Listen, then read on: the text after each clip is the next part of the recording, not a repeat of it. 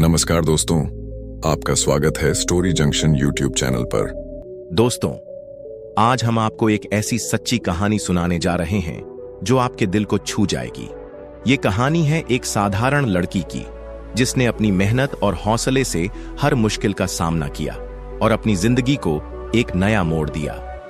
उत्तर प्रदेश के लखनऊ शहर से शुरू होने वाली यह कहानी हमें सिखाती है कि हालात चाहे जैसे भी हों, अगर दिल में हिम्मत हो तो कुछ भी नामुमकिन नहीं। ये कहानी है एक तलाकशुदा महिला की जिसने समाज के ताने और अपने परिवार के अपमान को झेला, लेकिन अपने सपनों को पूरा किया। और सोचिए, सालों बाद जब महाकुंभ के मेले में उसका सामना अपने अतीत से हुआ तो उसने ऐसा क्या किया कि सबकी आंखें नम हो गईं। ये कहानी आपके दिल को छू लेगी और आपको जिंदगी के बड़े सबक सिखाएगी। उत्तर प्रदेश के लखनऊ के एक छोटे से गांव में एक गरीब परिवार में एक लड़की का जन्म हुआ जिसका नाम चेतना रखा गया। चेतना के जन्म पर उसके माता पिता खुश तो थे, लेकिन मन ही मन निराश भी, क्योंकि वे बेटे की आस लगाए बैठे थे। उनका मानना था कि बेटा घर का सहारा बनेगा और बुढ़ापे में उनका ख्याल रखेगा, लेकिन किस्मत को कुछ और ही मंजूर था। चेतना ने बचपन से ही साबित कर दिया कि वह किसी बेटे से कम नहीं है। उसके पिता शंकर एक कारखाने में मजदूरी करते थे और उसकी मां कौशल्या फूलों की माला बनाकर परिवार का गुजारा करती थीं। आर्थिक स्थिति बेहद खराब होने के बावजूद उन्होंने अपने बच्चों को अच्छे संस्कार देने में कोई कसर नहीं छोड़ी। चेतना पढ़ाई में बहुत होशियार और मेहनती थी। वह अपने माता पिता की सबसे बड़ी सहारा थी। स्कूल में उसकी तारीफ हर कोई करता था और वह हमेशा सोचती थी कि एक दिन अपने माता पिता का नाम रोशन करेगी। चेतना का सपना था कि वह अपनी मेहनत से बड़ी बने और अपने माता पिता को गरीबी से बाहर निकाले, लेकिन गांव के लोगों की सोच और परंपराओं ने उसकी राह में मुश्किलें खड़ी कर दीं। गांव वालों का मानना था कि लड़कियों को ज्यादा पढ़ाने लिखाने की जरूरत नहीं होती। जब चेतना ने 10वीं की परीक्षा पास की तो पूरे गांव में उसकी सफलता की चर्चा होने लगी, लेकिन 12वीं के बाद उसके माता पिता ने शादी का दबाव बनाना शुरू कर दिया। एक दिन उसके पिता ने कहा, बेटा, अब तुम्हारी शादी का समय आ गया है। हम तुम्हारे लिए एक अच्छा जीवन साथी ढूंढना चाहते हैं। यह सुनकर चेतना उदास हो गई। उसने अपने माता पिता से कहा, मुझे अभी शादी नहीं करनी है, मुझे पढ़ाई पूरी करनी है और अपने सपनों को पूरा करना है। लेकिन माता पिता ने उसे समझाया, बेटा, हम गरीब लोग हैं, अगर तुम्हारी शादी समय पर नहीं हुई तो समाज के ताने सुनने पड़ेंगे। चेतना अपने माता पिता की मजबूरी समझ गई और अपने सपनों को कुर्बान कर उनकी बात मान ली। कुछ समय बाद चेतना के लिए पास के गांव के मोहन का रिश्ता आया। मोहन एक सरकारी दफ्तर में काम करता था और उसका परिवार संपन्न था। चेतना और मोहन दोनों ने एक दूसरे को पसंद किया और जल्द ही उनकी शादी धूमधाम से हो गई। शादी के शुरुआती दिन अच्छे थे। मोहन और चेतना एक दूसरे से प्यार करते थे, लेकिन धीरे धीरे समस्याएं शुरू होने लगीं।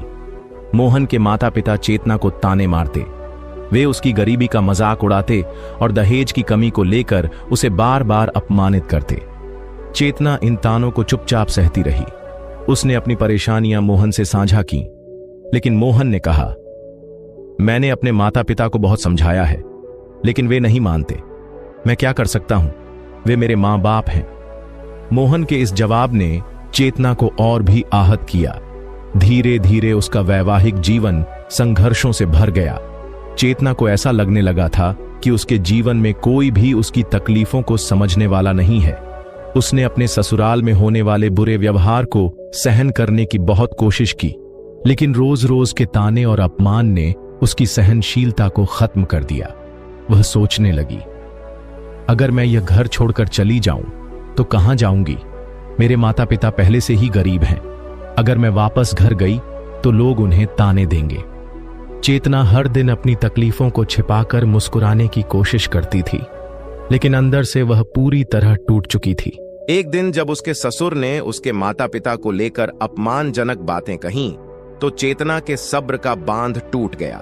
उसने अपने पति मोहन से कहा, मैं अब इस घर में नहीं रह सकती। मैं अपने माता पिता के बारे में ऐसी बातें और नहीं सुन सकती।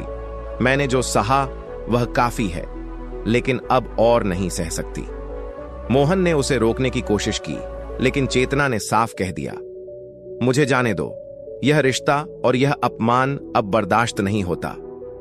गांव की परंपराएं और समाज की संकीर्ण सोच हमेशा से महिलाओं के लिए मुश्किलें खड़ी करती आई हैं। चेतना भी उन्हीं परंपराओं का शिकार हो रही थी। शादी के बाद वह ससुराल में रोज अपने सास ससुर के ताने और अपमान सह रही थी। वह हर दिन सोचती थी कि चीजें बदलेंगी, लेकिन ऐसा कुछ नहीं हुआ। एक दिन चेतना ने अपने पति मोहन से कहा, मैं अब और यह सब सहन नहीं कर सकती। तुम्हारे माता पिता मुझे ताने देते हैं, मेरी गरीबी का मजाक उड़ाते हैं, मेरे माता पिता को जलील करते हैं। मैं यह सब चुपचाप सुनती रहती हूं। अगर यह 1-2 दिन की बात होती तो शायद सह लेती, लेकिन यह रोज रोज का सिलसिला बन चुका है। अब मैं यह और नहीं सह सकती। उसने आगे कहा, हां, मैं गरीब घर की बेटी हूं। मेरे माता पिता ने मुझे दहेज नहीं दिया, लेकिन उन्होंने मुझे जीने के संस्कार दिए हैं। मेरे माता पिता ने मेरे लिए जो किया है वह किसी राजा महाराजा से कम नहीं है। वे मेरे लिए भगवान हैं। मैं उनके बारे में और अपमानजनक बातें नहीं सुन सकती। मोहन ने उसे समझाने की कोशिश करते हुए कहा, चेतना, मैं तुम्हारी बात समझता हूं। मैंने कई बार अपने माता पिता को समझाया है कि वे ऐसा न करें, लेकिन वे नहीं मानते। मैं उनके खिलाफ कुछ नहीं कर सकता। यह सुनकर चेतना का दिल टूट गया। उसे लगा कि उसकी परेशानियां कोई समझ नहीं रहा है। उसने फैसला किया कि वह इस माहौल में और नहीं रहेगी। उसने मोहन से साफ साफ कह दिया, मैं यह घर छोड़कर जा रही हूं। मैं अपने माता पिता को और अपमानित होते नहीं देख सकती। मैं यह रिश्ता और यह घर अब और नहीं संभाल सकती। मोहन ने उसे रोकने की बहुत कोशिश की, लेकिन चेतना ने कहा, यह मेरा आखिरी फैसला है। वह अपने ससुराल से निकल पड़ी। अपने माता पिता के घर लौटने के बाद चेतना ने अपने दिल की सारी बातें उनके सामने रख दी। उसने कहा, पिताजी, मैंने यह कदम मजबूरी में उठाया है। मैं यह नहीं देख सकती थी कि आपके बारे में वहां ऐसी बातें की जाएं।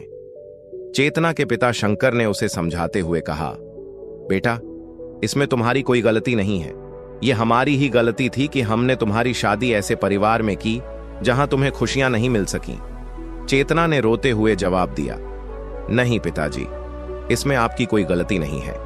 आप मेरे पिताजी हैं, और अगर आप मेरा भला नहीं सोचेंगे तो कौन सोचेगा। आपने मेरे लिए जो किया वह कोई और नहीं कर सकता था। मित्रों, कुछ दिनों तक चेतना ने इस बात पर विचार किया कि अब उसे क्या करना चाहिए। उसने खुद से एक वादा किया कि वह कभी अपने ससुराल वापस नहीं जाएगी। उसने अपने आत्मसम्मान के लिए तलाक लेने का फैसला किया। यह फैसला आसान नहीं था, क्योंकि समाज तलाकशुदा महिलाओं को अच्छी नजर से नहीं देखता। गांव में लोग बातें बनाने लगे। कोई कहता, तलाकशुदा औरत को इज्जत कौन देगा? तो कोई कहता, देखो, इसकी शादी तो बड़े घर में हुई थी, फिर भी यह ससुराल छोड़ आई। जरूर इसमें ही कोई कमी होगी। चेतना ने इन बातों की परवाह नहीं की। उसने सोचा, क्या मैं रोज रोज ताने सुनती रहती या खुद को और अपने माता पिता को अपमानित होते देखती? मैं अपने फैसले पर अडिग रहूंगी। मित्रों, दूसरी तरफ मोहन भी एक बड़ी उलझन में था। वह चेतना से प्यार करता था, लेकिन अपने माता पिता को भी छोड़ना नहीं चाहता था। वह दोनों के बीच फंस चुका था। आखिरकार उसने अपने माता पिता का साथ दिया और चेतना से तलाक देने के लिए तैयार हो गया। यह सुनकर चेतना का दिल टूट गया, लेकिन उसने अपने फैसले को मजबूती से संभाला। तलाक के बाद चेतना ने खुद को एक कमरे में बंद कर लिया। वह महीनों तक रोती रही और खाना भी ठीक से नहीं खाती थी। लेकिन एक दिन उसने खुद से कहा, अब बहुत हुआ, मैं कमजोर नहीं हूं। मुझे अपने माता पिता का नाम रोशन करना है। मुझे यह दिखाना है कि मैं किसी की दया की मोहताज नहीं हूं। इस तरह चेतना ने अपने जीवन को बदलने की ठान ली। कहते हैं कि आत्मसम्मान और खुद पर भरोसा इंसान को नई शुरुआत करने का हौसला देता है। चेतना ने अपने जीवन की सबसे कठिन परिस्थितियों से गुजरने के बाद ठान लिया था कि अब वह समाज के हर ताने का जवाब अपनी सफलता से देगी। उसने अपने माता पिता के साथ जो अपमान झेला था, उसे वह कभी नहीं भूल पाई। उसे याद था कि गांव के लोग कहते थे, देखो, यह तलाकशुदा लड़की अपने घर लौट आई है। क्या संस्कार दिए होंगे इसके माता पिता ने? लेकिन चेतना ने इन सभी बातों को नजरअंदाज कर दिया और अपनी पढ़ाई को ही अपनी प्राथमिकता बना लिया। चेतना ने अपने अधूरे सपनों को पूरा करने के लिए फिर से पढ़ाई शुरू की। वह दिन रात मेहनत करती, सुबह पढ़ाई करती और दिन में अपने माता पिता के काम में हाथ बटाती थी। उसकी मां कौशल्या फूलों की माला बनाती थी और पिता शंकर मजदूरी करते थे। चेतना उनकी हर संभव मदद करती थी ताकि घर का खर्च भी चले और उसका सपना भी पूरा हो। दर्शन बंधुओं उसकी मेहनत धीरे धीरे देखकर उसके माता पिता का सीना गर्व से चौड़ा हो जाता था। कौशल्या ने एक दिन अपनी चेतना से कहा, बेटा, तूने जो किया है वह किसी बेटे से कम नहीं है। हमें तुझ पर बहुत गर्व है। यह सुनकर चेतना की आंखें भर आईं, लेकिन उसने खुद को संभालते हुए जवाब दिया, मां, यह तो बस शुरुआत है। मैं आपके लिए और भी कुछ करना चाहती हूं। दूसरी तरफ मोहन की भी हालत अच्छी नहीं थी। चेतना के जाने के बाद वह पूरी तरह से टूट चुका था। उसका काम में मन नहीं लगता था। वह हर वक्त उदास और मायूस रहता था। उसे समझ नहीं आ रहा था कि उसने अपने जीवन का सबसे बड़ा प्यार कैसे खो दिया। मोहन के माता पिता की तबीयत भी खराब रहने लगी थी। उनकी आर्थिक स्थिति बिगड़ गई थी और मोहन के परिवार पर कर्ज चढ़ गया था। वह दिन रात पछताता था, लेकिन अब उसके पास सिर्फ पछतावा ही बचा था। चेतना ने अपनी मेहनत और लगन से पहले अध्यापिका की नौकरी की, फिर आईएएस की तैयारी की। उसने अपनी जिंदगी को एक नया मोड़ दिया और एक दिन वह आईएएस बनकर पहली बार अपने गांव लौटी तो पूरा गांव उसे देखने के लिए उमड़ पड़ा। गांव के लोग जो कभी उसकी और उसके माता पिता की आलोचना करते थे, अब तालियां बजाकर उसका स्वागत कर रहे थे। उन्होंने कहा, हमारी बेटी ने पूरे गांव का नाम रोशन कर दिया है। चेतना के माता पिता की आंखों में खुशी के आंसू थे। उन लोगों की बोलती बंद हो गई थी जिन्होंने कभी कहा था कि एक तलाकशुदा औरत क्या कर सकती है।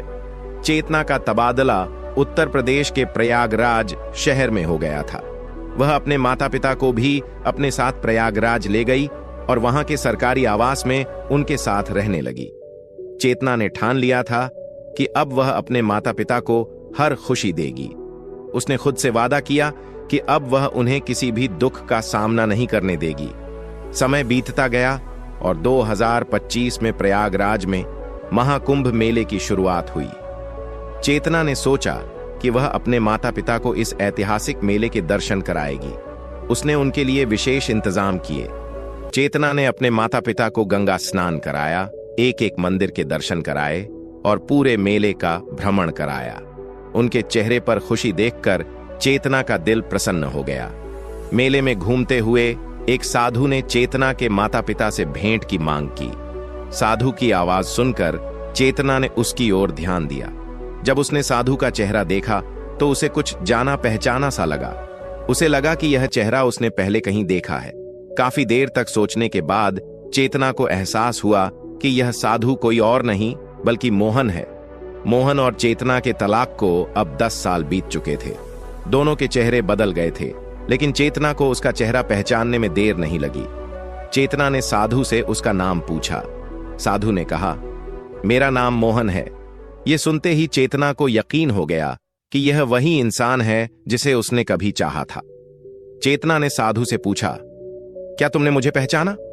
साधु ने उसकी ओर देखा, लेकिन सिर हिलाते हुए कहा, नहीं, मुझे नहीं पता तुम कौन हो। चेतना ने गहरी सांस ली और कहा, मैं तुम्हारी तलाकशुदा पत्नी चेतना हूं। यह सुनते ही मोहन स्तब्ध रह गया। वह एक पल के लिए कुछ नहीं बोल पाया। फिर अचानक वह चेतना के पैर पकड़कर फूट फूट कर रोने लगा। मोहन ने रोते हुए कहा, चेतना, मैंने तुम्हारे साथ बहुत बुरा किया। मैंने तुम्हारा दिल दुखाया। मैं हमेशा अपने माता पिता को सही मानता था, लेकिन वे गलत थे। उन्होंने तुम्हारे साथ जो व्यवहार किया वैसा किसी बहू के साथ नहीं होना चाहिए था। मैंने तुम्हारी कदर नहीं की। मैं बहुत पछता रहा हूं। मुझे माफ कर दो। चेतना ने उसे उठाते हुए कहा, मोहन, यह सब तुम्हारे माता पिता की नीति थी। उनका कर्म उनके साथ होगा। मैं उनसे नफरत नहीं करती। मैं हमेशा उनके भले की ही कामना करती हूं। चेतना के शब्दों ने यह दिखा दिया कि वह कितनी साफ दिल और सहनशील थी। भले ही उसने अपने जीवन में इतनी परेशानियां झेली थीं, लेकिन वह किसी को बद्दुआ देने के बजाय हमेशा दुआ ही देती थी। इस दौरान चेतना के माता पिता खड़े खड़े यह सब देख रहे थे। उन्होंने मोहन से पूछा, बेटा, तुम्हारी यह हालत कैसे हुई? तुम यहां क्या कर रहे हो? मोहन ने अपनी आप बीती सुनाई। उसने कहा, जब चेतना ने मेरा घर छोड़ा तब से मेरी जिंदगी बर्बाद हो गई। मेरे माता पिता की तबीयत खराब रहने लगी। उनकी सारी जमीनें और पैसा उनके इलाज में चला गया। कर्ज इतना बढ़ गया कि हमारे पास कुछ नहीं बचा। 2017 में मेरे पिता का निधन हो गया और 1 साल बाद मेरी मां भी संसार छोड़कर चली गई। मैं पूरी तरह अकेला हो गया था। उस समय मुझे एहसास हुआ कि मेरी जिंदगी की सबसे बड़ी गलती थी मेरी पत्नी चेतना को खोना। मैं उसके बिना बिल्कुल अधूरा हो गया था। मोहन की कहानी सुनकर चेतना की आंखों में आंसू आ गए। उसे अपने बीते दिन याद आए जब उसने मोहन से तलाक लिया था। उसे यह देखकर दुख हुआ कि मोहन की जिंदगी में इतना कुछ बुरा हो चुका था।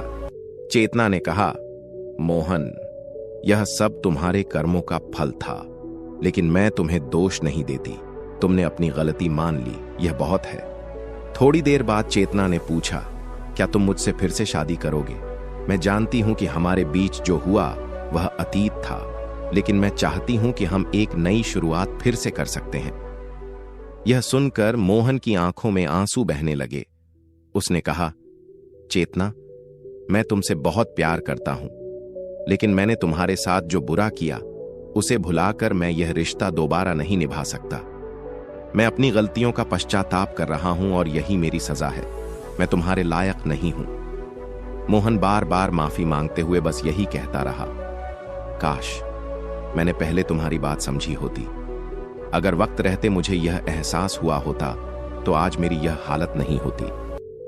उस दिन कुंभ मेले में मोहन और चेतना के बीच जो बातचीत हुई थी उसने उनके दिलों को गहराई तक छू लिया। चेतना ने उसकी ओर देखा और कहा, हम दोनों ने अपने जीवन में बहुत कुछ खोया है, लेकिन अब वक्त आ गया है कि हम अपने अतीत को पीछे छोड़कर एक नई शुरुआत करें। क्यों ना हम फिर से एक बार कोशिश करें और साथ रहें। मोहन ने उसकी बात सुनी, लेकिन उसकी आंखों में पछतावे के आंसू थे। उसने कहा, चेतना, मैं अब भी तुमसे बहुत प्यार करता हूं, लेकिन मैं अपने किए हुए गुनाहों को भूल नहीं सकता। मैं तुम्हारे लायक नहीं हूं। मैंने तुम्हारे साथ जो किया है वो माफ करने लायक नहीं है। चेतना ने गहरी सांस लेते हुए कहा, प्यार में गलतियां होती हैं मोहन, लेकिन सच्चा प्यार वही है जो इन गलतियों को माफ कर दे। मैंने तुम्हें माफ कर दिया है। अब हमें अपने अतीत को भुलाकर आगे बढ़ना चाहिए। तुम यह साधु का भेष छोड़कर अपनी जिंदगी को सही दिशा में ले जाओ। मोहन ने सिर झुका लिया। वह खुद को माफ नहीं कर पा रहा था। उसने कहा, चेतना, मैं तुम्हें फिर से दुखी नहीं करना चाहता। तुम मुझसे बेहतर के लायक हो। चेतना ने उसकी ओर देखा और कहा, अगर मुझसे बेहतर कोई होता तो शायद मैं आज यहां खड़ी नहीं होती। मैं तुमसे अब भी प्यार करती हूं, लेकिन फैसला तुम्हारा होगा। मोहन ने चेतना को गले लगाया और कहा, तुमने मुझे माफ किया, यही मेरे लिए काफी है, लेकिन मैं तुम्हें और दुख नहीं देना चाहता। मोहन ने भावुक होकर जवाब दिया, चेतना, हमें अपने अतीत को छोड़कर एक नई शुरुआत करनी चाहिए। अगर तुम अब भी मुझ पर भरोसा कर सकती हो तो मैं तुम्हारे साथ अपनी जिंदगी दोबारा बसाना चाहता हूं। यह सुनते ही चेतना की आंखों में आंसू आ गए। उसने मोहन को गले लगाते हुए कहा, मैंने तुम्हें हमेशा माफ किया था। मुझे खुशी है कि तुम वापस आए। उन्होंने मंदिर में सादगी से शादी कर ली। उनके माता पिता और गांव के लोग इस शादी में शामिल हुए। सभी ने उन्हें आशीर्वाद देते हुए कहा, तुम दोनों ने जो प्यार और समझदारी दिखाई है वह हम सभी के लिए एक मिसाल है। उन्होंने अपने अतीत की गलतियों को पीछे छोड़कर एक नई जिंदगी की शुरुआत की और साबित कर दिया कि सच्चा प्यार हर मुश्किल को पार कर सकता है। यह कहानी हमें सिखाती है कि माफी और त्याग में रिश्तों को संवारने की ताकत होती है। तो दोस्तों, इस कहानी से हम यह सीखते हैं कि 1. माता पिता का सम्मान सबसे बड़ा धर्म है। 2. सच्चे प्यार में माफी और त्याग जरूरी है। 3. अतीत की तकलीफें हमें रोक नहीं सकती अगर हम आगे बढ़ने का साहस करें। 4. इंसान की सच्चाई और प्यार पद और प्रतिष्ठा से कहीं ज्यादा महत्वपूर्ण है। 5. समाज की परवाह किए बिना अपने दिल और आत्मसम्मान की सुनना जरूरी है। 6. माफी में इतनी ताकत होती है कि यह रिश्तों को एक नई शुरुआत दे सकती है। 7. और सबसे बड़ी बात, महिलाएं किसी भी परिस्थिति में अपने सपने और पहचान को पा सकती हैं। तो प्रिय दर्शकों, हमारी आज की कहानी यहां समाप्त होती है। अगर आप हमारे चैनल पर पहली बार आए हैं तो चैनल को सब्सक्राइब करें। फिर मिलते हैं एक और नई प्रेरणादायक कहानी के साथ।